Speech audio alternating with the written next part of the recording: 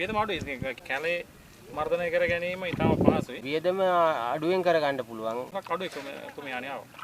පල්නාශක ගහන්න අසුණු ප්‍රමාණය වැඩි. ආයුබෝවන් හැමෝටම. සියලුම දෙනා සාදරයෙන් පිළිගන්නවා අපේ YouTube channel එකට.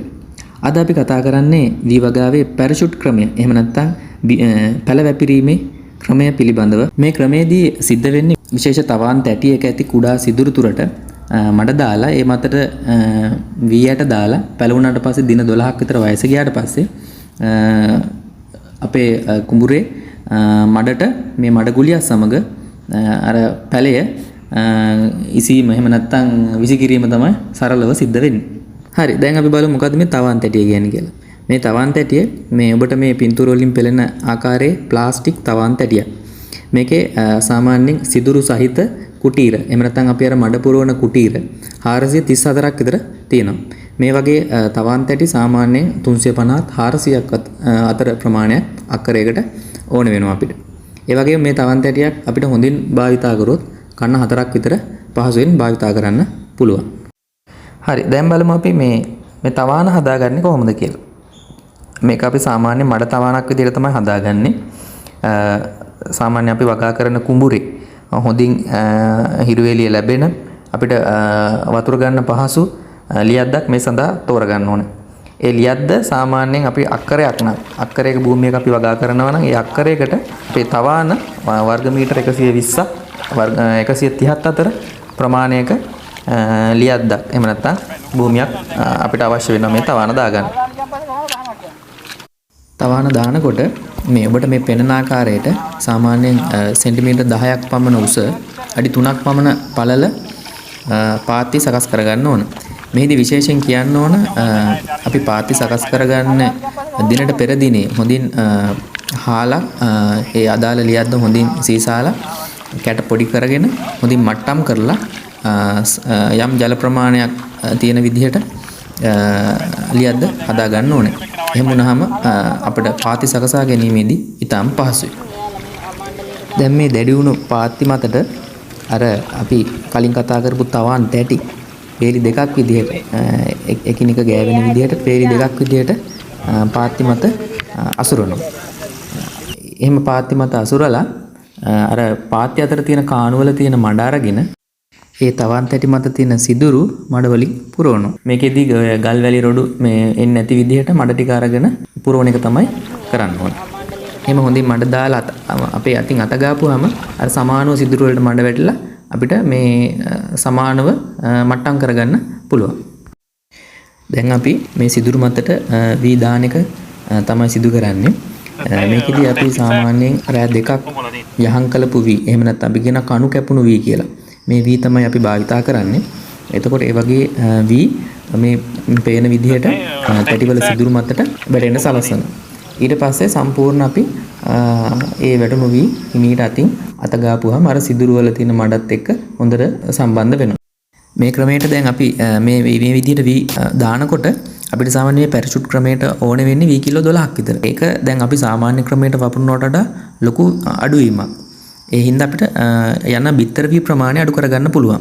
සාමාන්‍ය වපුරන කුඹරකට නම් අපි බිත්තර වී කිලෝ 40ක් 45ක් වගේ මේ ඕන වෙනවා. තවානට බීජ දාලා ඉවරුනහම අපි මේක වහ ගන්න ඕන තවාන. මොකද අවුවෙන් වැස්සෙන් ඒ වගේම සත්තුන්ගෙන් කුරුල්ලන්ගෙන් වගේ බේර ගන්න අපි මේ තවාන වහ ගන්න ඕන. තවාන වහ ගන්න අපිට පාවිච්චි කරන්න පුළුවන් පොල් අතු පාවිච්චි කරන්න පුළුවන්. ඒ වගේම පොහොර බෑග් පාවිච්චි කරන්න පුළුවන්.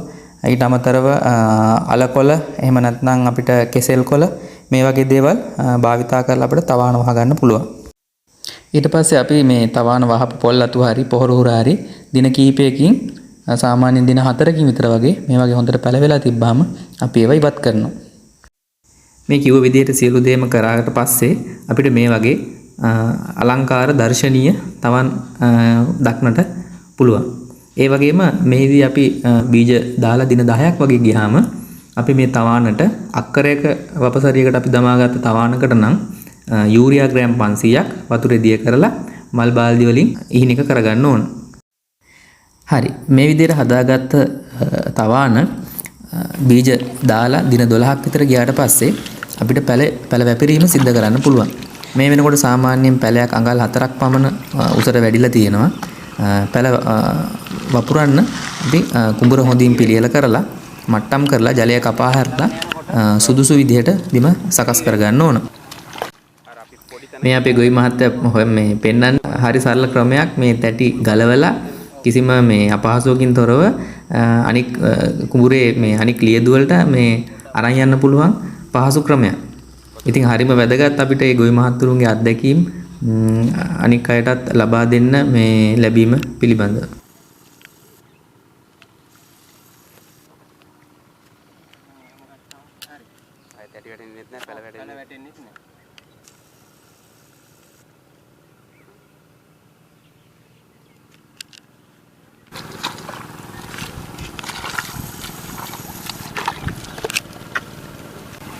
අතුරල විස්තර කියලා දුන්නේ කොහොමද මේ නියරින් දාන්නේ කියන්නේ? දැන් ඔබට පේනවා ඇති මේ කොහොමද ඒ ගෙනාපු තැටි වලින් පැල ගලවලා අපේ කුඹුරේ පැල ටික වැපිරීම සිද්ධ කරන්න කියලා.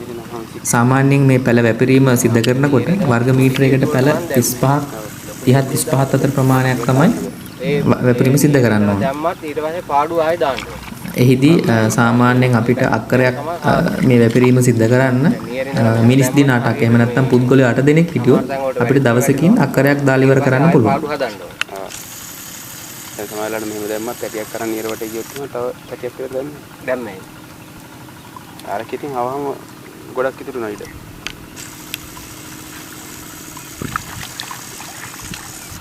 මඩ පොරපුනවා මම දැම්මද? මඩ පොර. කෙනාට පොර දාලා දෙනවා. අනිත් කර දැම්මද? පොරගන් ඉස්සර දානවා. පොරගන් ඉස්සර දාන්න.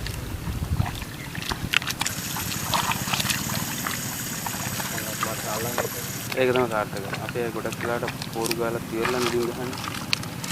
මඩ යන්න ඕනේ කකුල් වලට පෑගිලා හරි ට්‍රැක්ටරේට මේවලා යනවා. මේ විදිහට පැල වැපිරීම කරලා සාමාන්‍යයෙන් දින 3කින් 4කින් වගේ අපි මේ ලියදු වලට වතුර හැරීම සිද්ධ කරන්න ඕනේ. ඒ වෙනකොට මේ පැල කෙලින් වෙලා හොඳට පසට සවි වෙලා මේ පෙනෙන ආකාරයට ඔබට දකින්න පුළුවන්. ඔබතුමා කියන්න බලන්න මේක කොච්චර කාලෙක ඉඳලාද මේ පැරෂුට් වගාව කරන්නේ? අපි දැන් කන්න 6ක විතර ඉඳලා කරනවා දැන් මේ. ඔව් ඔව්. එතකොට ඔබතුමා මේකේ දකින්න විශේෂ වාසි මොන වගේ විදියටද විග්‍රහ කරන්න පුළුවන්? මේකේ විශේෂයෙන්ම ගන්නකොට දැන් අර මේ වපුරනවට වඩා කැලේ මර්ධනය කර ගැනීම ඉතාම පහසුයි. අනිත් එක තමයි දැන් අර වගාව අර මුලින් ඉඳලා වපුරලා එන පැල හැදිලා එනවට වඩා මේක සාර්ථකව අපිට පැල ටික හදා ගන්න පුළුවන්කම තියෙනවා. මේ ගොයම ලස්සනට තියෙනවා. ලෙඩ රෝග වලට ටිකක් අඩුව තත්ත්වයක් දකින්න තියෙනවා හොඳට. එතකොට ඔබතුමා වල්නාශක භාවිතයක් කරන්නෙම නැහැ මේක. ඒකට ඉතින් අර වතුරෙම මාර්ධනය කර ගන්න පුළුවන් අවස්ථාවල එහෙම තමයි කරන්නේ. ඔව් ඔව්. ඔබතුමා හිතනවාද මේක වියදම් අඩු ක්‍රමවේදයක් කියලා? වියදම අඩුයි. ඒ කියන්නේ මේ වල්නාශක ඉතින් ගහන්න නැහැ නේ කොහොමද ඒක මොනොත් එහෙම ගොඩක් අඩු වෙනවා. ඔව් විශේෂයෙන් අපි මෙතනදී දකිනවා ඔබතුමාලා මේ අත්තම් ක්‍රමයකට මේ කටයුත්ත සිදු කරන බව. ඔව්. ඒක තුළ ඔබතුමාලා මොනවද දකින්න වාසිය? ඒක 100%ක්ම සාර්ථකයි. මොකද අපි දැන් මේ ආතරකවලත් තමයි අපි එකතු වෙලා කරන්නේ. ඒකෙන් අර අපිට මේ යන වියදම මොකක් අපි අවම කරගෙන තමයි මේ කට්ටිය එකතු වෙලා මේ වැඩේ කරගන්නේ. අනිත් එක අර කල්ට වෙලාවට කරගන්න එකත් පහසු වෙලා තියෙනවා ඒකෙන්ද. නැත්නම් අර කුලියට ගන්න එහෙම කට්ටිය හොයාගන්න අමාරු වෙනවා. කෘමි හානි එහෙම කොහොමද ගොවිතැනට එන මේ ක්‍රමවේදය තුළ? කෘමි හානි දැන් අපි නම් දැන් උගත් දුරට මම මේ කරනකොට මම අර මූලික මේ ප්‍රතිකාර ක්‍රමේ කරලා තමයි දාන්නේ. අර මේ කළමැක්කගේ හානි එහෙම එනවා අඩුයි. එහෙම කරගත්තාම කළමැක්කගේ හානි එන්නෙම නැහැ උගත් දුරට ආවෙම නැහැ අපිට ඒක කරන්න ගත්තා ඉඳනවා. කොහොමද මාමා මේ පැරෂුට් වගාවත් එක්ක ඔබතුමාගේ තියෙන දියුණුව පිළිබඳව ඔබතුමා කරුණු දක්වන්නේ? දියුණුව ඉතින් ඉහළින්ම තියෙනවා. මොකද ඉහලා මේ අස්වැන්නු ගන්නට කැලෑ මර්ධනය කැලෑ තෙල් වලින් අඩු වියදමක් නැහැ.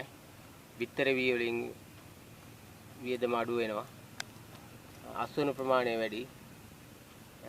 පැරිසුට් වගාව සාර්ථකව කරගෙන යනවා. වල් බෙහෙත් කිසිම දෙයක් ගහන්නේ නැහැ. වල් නාශක ගහන්නේ නැහැ. ඒතකොට කෘමි මර්ධනය ගැන කොහොමද? කෘමි හානි අඩුයි. කෘමි හානි ගොඩක් අඩුයි. කෘමි හානි අඩුයි. ක්‍රීඩාව වගේ දේ හොඳටම නැත්තටම නෑ. මොකද දැන් ක්‍රීඩාව අර දැන් පැරිසුට් එකේදී ගොයම තනි පඳුරුනේ තියෙන්නේ. උලම් වදිනවා ගොයන් ගහ ඉරේලිය හොඳට වැටෙනවා ඉඩපාඩුව තියෙනවා නිදහස්. ඒකෙදි ඒවායේ කුමි උවදුරු අඩුයි. මේ වගාවේදී යන වියදම ගැන ඔබතුමා කොහොමද සඳහන් කරන්නේ? වියදම අඩුවෙන් කරගන්න පුළුවන්.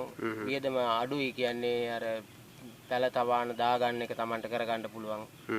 අක්කර දෙකක.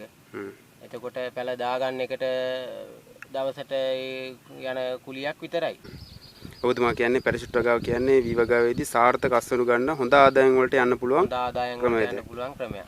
හරි අද වීඩියෝ එක මෙතනින් අවසන් කරනවා. පැරෂුට් වගාව පිළිබඳ මම ගෙනාවු මේ වීඩියෝවට සම්බන්ධ ගැටලු තියෙනවා නම් ඒ සම්බන්ධව අදහස් පල්ලෙහා කමෙන්ට් එකක් දාන්න.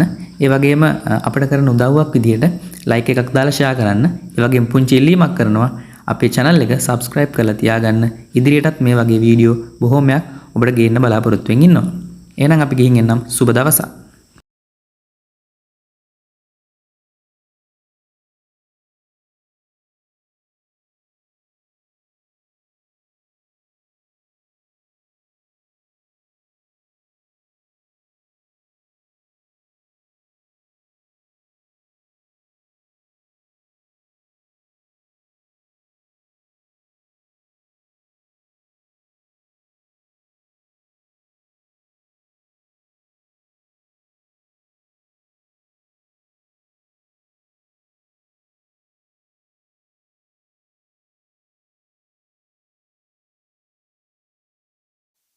පැරෂුට් වගාව ගැන කරපු අද වීඩියෝ එක මෙතනින් නවත්තනවා. ඉතින් මේ සම්බන්ධව තියෙන ඕනෑම ගැටලුවක් කමෙන්ට් එකක් දාන්න. ඒ වගේම අපිට සහයෝගයක් විදියට ලයික් එකක් දාලා ෂෙයා කරන්න. ඒ වගේම පුංචි ඉල්ලීමක් කරනවා අපේ channel එක subscribe කරලා තියාගන්න. ඉදිරියටත් මේ වගේ වීඩියෝ